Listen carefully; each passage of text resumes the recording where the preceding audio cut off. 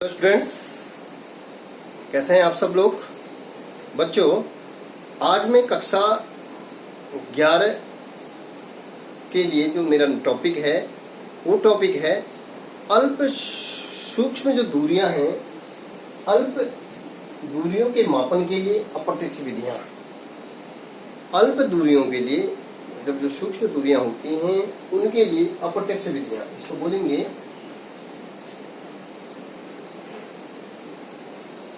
indirect method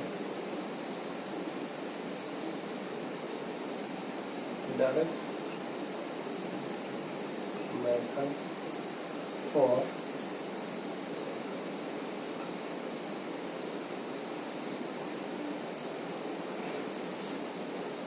small distance।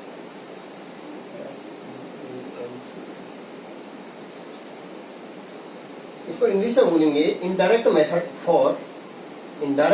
For measuring small distance.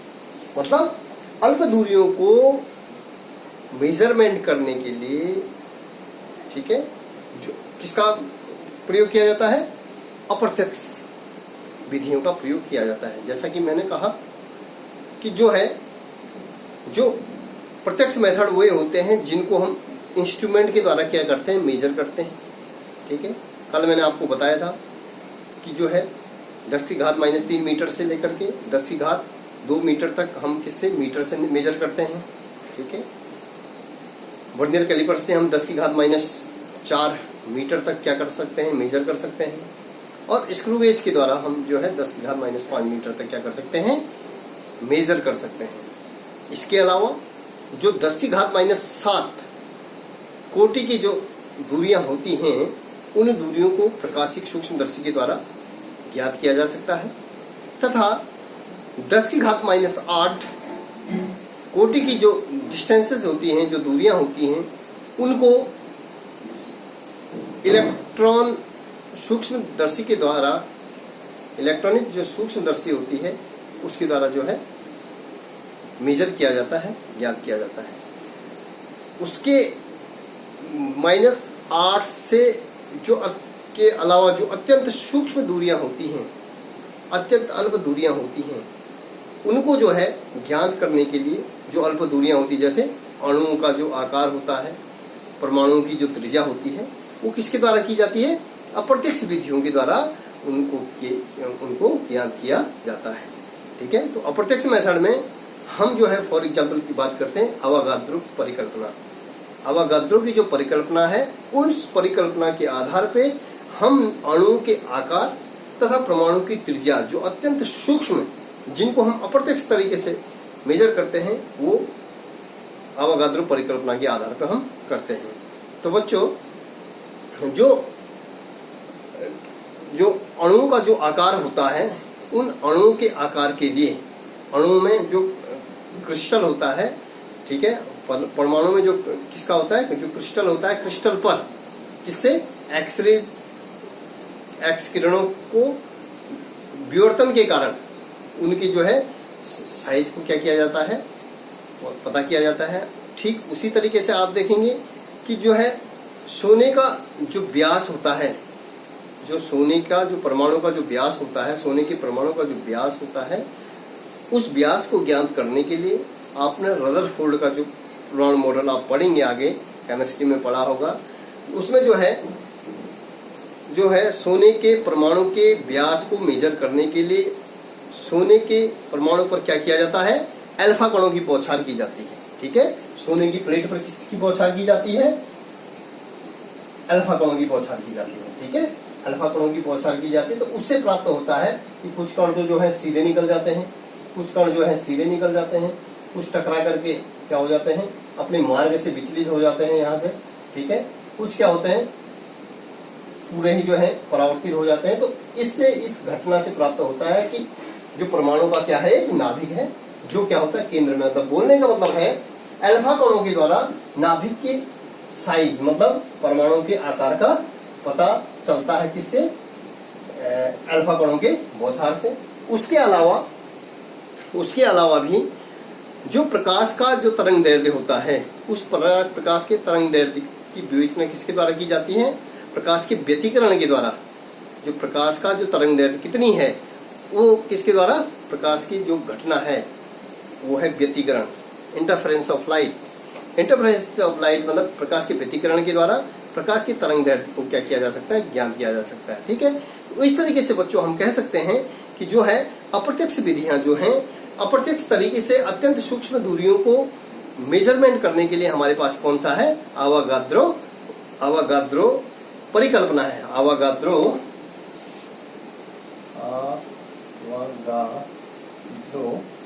परिकल्पना, जो आवागाद्रो परिकल्पना है, अब क्योंकि आवागाद्रो जो परिकल्पना है वो 10 की घात -10 मीटर कोटि की, जो इस कोटि की जो सूक्ष्म जो दूरियां होती हैं उनको मेजर करने के लिए आवागाद्रो परिकल्पना का प्रयोग किया जाता है। क्योंकि परमाणु जो है उस परमाणु का आकार क्या कहा माना गया है, गोल। ठीक है, परमाणु का आकार क्या माना गया है, गोलाकार माना गया है। तो उस क्योंकि आप जानते हैं कि परमाणु में क्या होते हैं, परमाणु में जो है जो कण होते हैं वो बहुत सारे कणों से मिलकर के परमाणु बना होता है, जिसके कारण उसमें क्या होता है, परमाणु में रिक्त स्थान होता है। पदार्थ जो होता है, पदार्थ कई कणों से मिलकर बना होता है। अब कई कणों से मिलने के कारण पदार्थ में क्या होता है, रिक्त स्थान होता है। ठीक है, तो बोलने का मतलब है यदि हम परमाणु की बात कर रहे हैं तो परमाणु क्या है, गोलाकार है। ठीक है, अब आवागाद्रो की जो परिकल्पना कहती है, आवागाद्रो कहते हैं कि 1 ग्राम मूल में, आवागाद्रो की परिकल्पना है 1 ग्राम पदार्थ के के 1 ग्राम द्रव्यमान में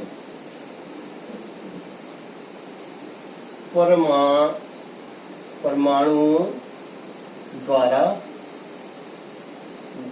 घेरे गई वास्तविक आयतन, घेरा गया वास्तविक आयतन भी पदार्थ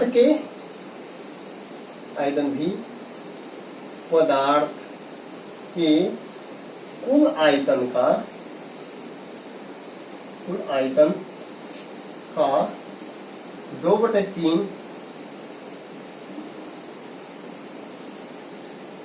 होता है।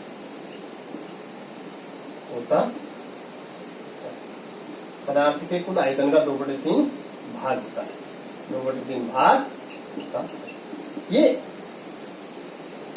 आवागाद्रो की जो परिकल्पना है, आवागाद्रो कहते हैं कि पदार्थ के 1 ग्राम द्रव्यमान में परमाणु द्वारा घेरे गए वास्तविक परमाणु के द्वारा घेरे गए वास्तविक जो आयतन होता है वो भी जो होता है वो पदार्थ के कुल आयतन का 2/3 भाग होता है। अर्थात जो हम कह सकते हैं कि एक मूल पदार्थ के 1 मूल में परमाणु की संख्या कितनी होती है, 6.023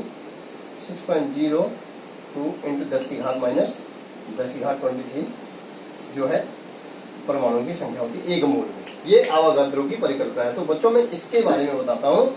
इसमें क्या है कि माना जो परमाणु है, ठीक है, जो पदार्थ है, वो जो पदार्थ का द्रव्यमान, जो हम पदार्थ का नमूना ले रहे हैं, पदार्थ का जो नमूना ले रहे हैं, माना पदार्थ के नमूने का द्रव्यमान क्या है, m है, स्मॉल m। द्रव्यमान को हम किससे जोड़ कर रहे हैं, m, तथा घनत्व क्या है, तथा घनत्व क्या है, रो है। अब पदार्थ का आयतन क्या है, पदार्थ का आयतन क्या होगा, v है।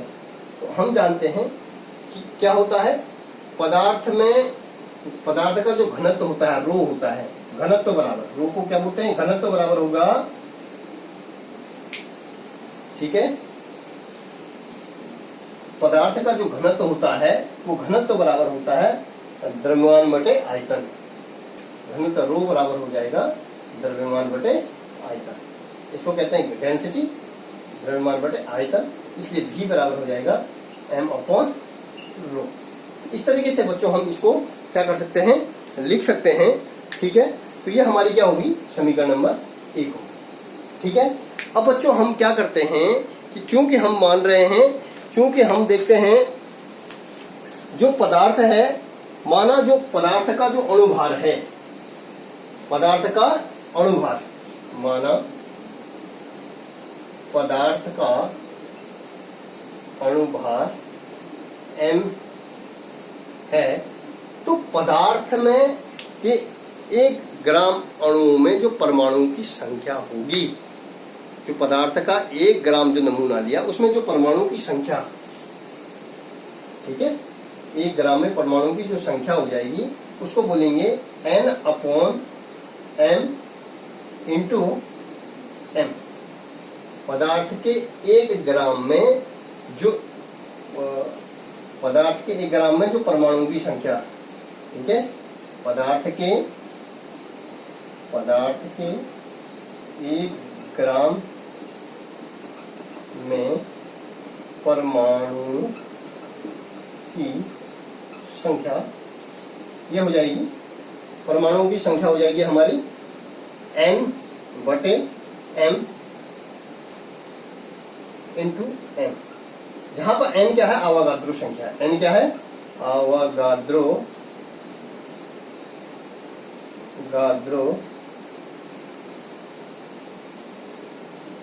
संख्या, m क्या है, आवागाद्रो संख्या है। ठीक है, m आवागाद्रो संख्या है, और आवागाद्रो संख्या किसे कहते हैं कि पदार्थ के 1 मोल में, पदार्थ के 1 मोल में मतलब 1 ग्राम में अणुओं की जो संख्या होती है वो कितनी होती है, पदार्थ के 1 मोल में अणुओं की संख्या 6.02 इंटू 10⁻23 ये संख्या होती है, ये पदार्थ।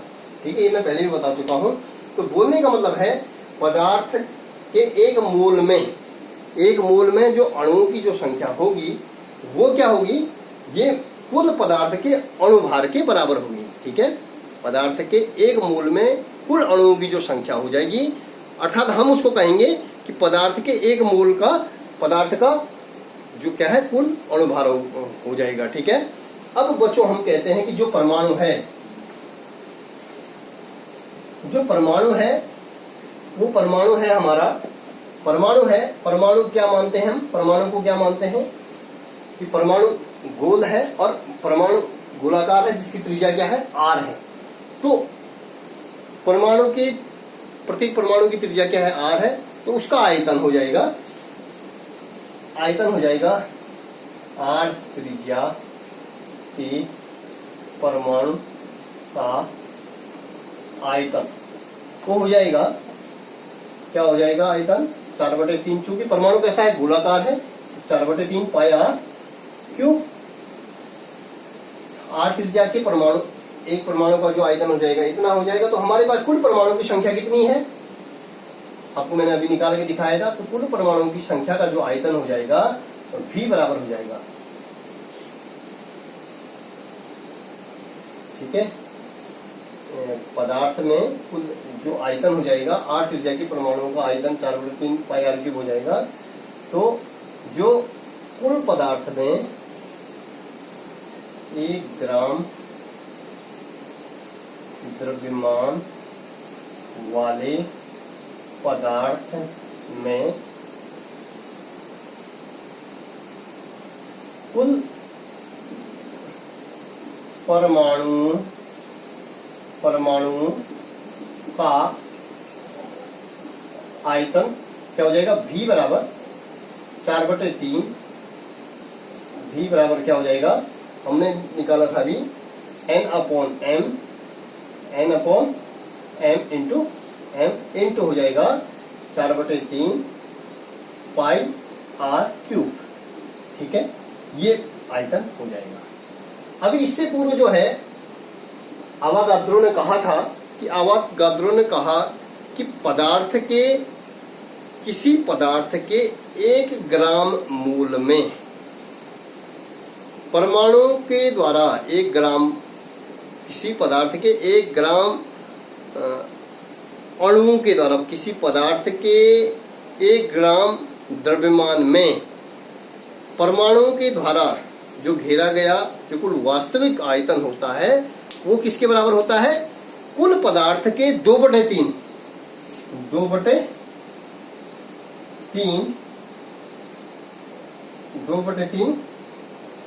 आयतन के बराबर होता है। ठीक है, मतलब जो आयतन होता है वो किसके बराबर होता है? 2/3। ये आयतन होता है हमारा 2/3 आयतन के। ठीक है, तो ये हो जाएगा, ये आयतन हो जाएगा आपका 2/3 किसके बराबर हो जाएगा? n/m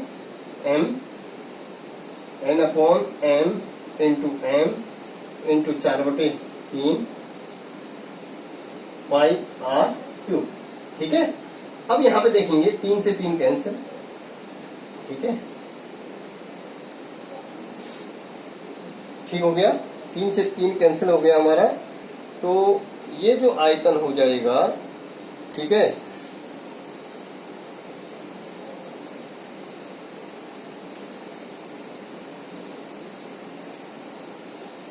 ठीक है। अब यहां पे देखेंगे 2/3 v बराबर n/m इंटू ये हो जाएगा। अब समीकरण 1 से हमने समीकरण 1 निकाली थी, समीकरण 1 से v का मान समीकरण 2 में, समीकरण 1 से v का मान समीकरण 2 में रखने पर, ठीक है, तो समीकरण 2 में जो मान रखा हमने, तो बच्चों वो है